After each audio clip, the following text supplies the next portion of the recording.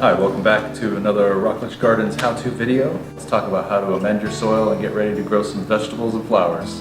So before I get started, let me just describe to you the condition of Florida soils, which is fairly poor.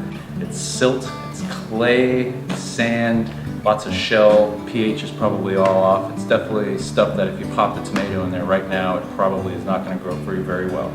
For some people, when they think good healthy plants, they think fertilizers that have those three numbers in them, your NPK, your nitrogen, your phosphorus, and your potassium. But there are other elements that are in your soil that are just as important, if not more important.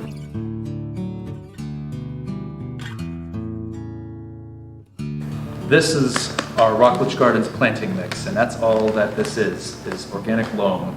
It's composted Florida peach, pine bark, a little bit of manure in there, but it's all just acting like a sponge. So when you start adding in your little microbes and earthworm castings and mushroom compost, stuff like that is going to help hold on to the good stuff.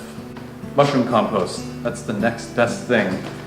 I prefer this over something like black cow just because of the fact that it's a mushroom is a fungus, and so therefore all your beneficial microbes and beneficial funguses are going to be in this already. It is a very, very, very low-end fertilizer. The main action of this is to build your soil. Moving on down the list, the next element would be Azomite. Azomite is an acronym. It's not just one particular element. It's volcanic material that was mined from Utah. And there's probably one additive in there, and that's an anti-caking agent for this particular form, which is like a powder. I've seen this come in granular, but here at Rockledge we carry the powder form. It's safe to handle. Wear a dust mask so that it doesn't get in your face, of course, but it is particularly safe to handle, and you really can't use too much of this, but follow directions as you're adding it in. The next ingredient is humic acid.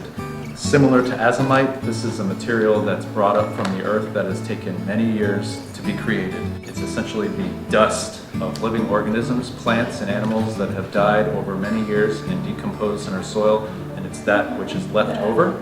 Also, believe it or not, there are living microbes in our soil that eat rocks, and the excrement from those microbes is what makes up humic acid. Humic acid is great for water retention, so if you've got areas that you may not be able to get irrigation to it all the time, consider adding humic acid in there. On the same level as azomite, you really can't overdo it with humic acid, but do follow directions just so you're not wasting the material.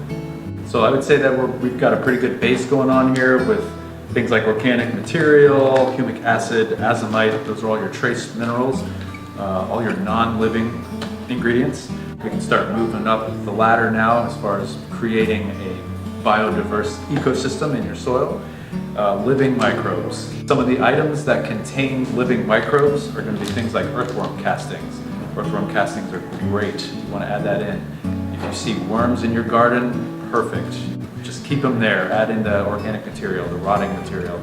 If you've got like things like lettuce, I personally like to pick off the leaves that look a little kind of nasty and pull that soil back, add it in there, give the worms something to feed, keep them around. A lot of areas in Florida have issues with pH being a little too alkaline. So sometimes a way to tell if you haven't sent out a soil sample is to go check out your area. If you have a lot of shell in your soil, that's sometimes a sign that it might be a little too alkaline, in which case you would want to drop the pH. Instead of using something like just a soil acidifier, if you've got plants in your yard that you know prefer a lower pH level, Polytone is a good option for a fertilizer and a soil acidifier. It's got slow release sulfur in there. Follow directions. It does take a little while for the sulfur to activate.